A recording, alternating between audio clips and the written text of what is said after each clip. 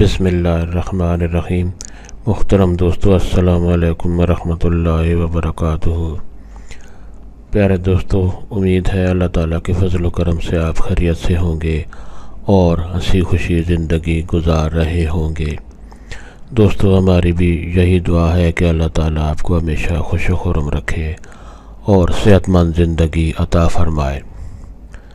دوستو، آج میں جو وظیفہ آپ کے لیے پیش کر رہا ہوں یہ بچوں کی ذہنی کمزوری کو دور کرنے کے لیے ہے۔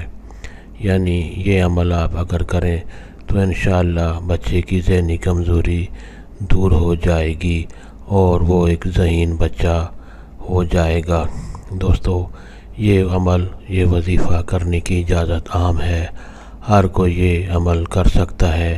یعنی یہ عمل کرنے کے لیے آپ کو کسی سے اجازت لینے کی ضرورت نہیں پڑتی۔ دوستو، عمل یعنی آج کا وظیفہ عمل اور اس کا طریقہ جاننے سے پہلے مہربانی کر کے آپ یہ چینل سبسکرائب کر لیں تاکہ آئندہ بھی آپ کو ایسے آسان، مفید، کارآمد اور بڑے فضائل والے وظائف ملتے رہیں۔ دوستو، آج کا وظیفہ اور طریقہ یہ ہے کہ ایک صاف بوتل میں صاف پانی لیں، کوئی بھی بوتل ہو جس میں آپ صاف پانی لیں، جس میں کوئی خرابی یا کوئی ایسا گندا پانی نہ ہو، صحت کے لیے اچھا پانی، صاف شفاف پانی ہو، وہ ایک بوتل میں لیں اور سب سے پہلے 3 بار درود شریف پڑھیں اور اس کے بعد 786 بار بسم اللہ الرحمن الرحیم اور پڑھیں، اور اس کے بعد پھر 3 بار درود شریف پڑھ کر بوتل کے اندر جو پانی ہے اس پر دم کر دیں، یعنی اس میں پھونک مار دیں۔ ایک بار پھر سن لیں، 3 بار درود شریف پڑھیں، اس کے بعد 786 مرتبہ بسم اللہ الرحمن الرحیم پڑھیں اور پھر 3 بار درود شریف پڑھ کر اس بوتل کے اندر جو پانی ہے اس میں پھونک مار دیں، یعنی اس میں دم کر دیں۔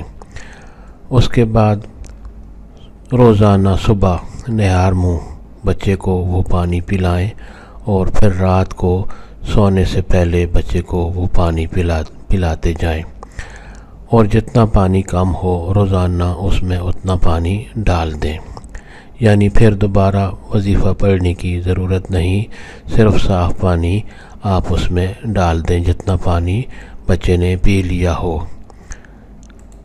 یعنی روزانہ 2 بار بچے کو پانی پلانا ہے۔ دوستو، اس عمل سے انشاءاللہ بچے کی ذہنی حالت بالکل ٹھیک ہوتی جائے گی، اس کا ذہنی قوت جو ہے بڑھتی جائے گی اور جتنی بھی ذہنی کمزوری ہے انشاءاللہ روز بروز دور ہوتی جائے گی۔ دوستو، ثواب کی نیت سے آپ یہ وظیفہ اور دوستوں سے بھی شیئر کریں تاکہ اور مسلمانوں کا، دوستوں کا بھی بھلا ہو جائے۔ دوستو، اللہ تعالیٰ آپ کو ہمیشہ خوش و خرم رکھے اور صحت مند زندگی عطا فرمائے، آمین۔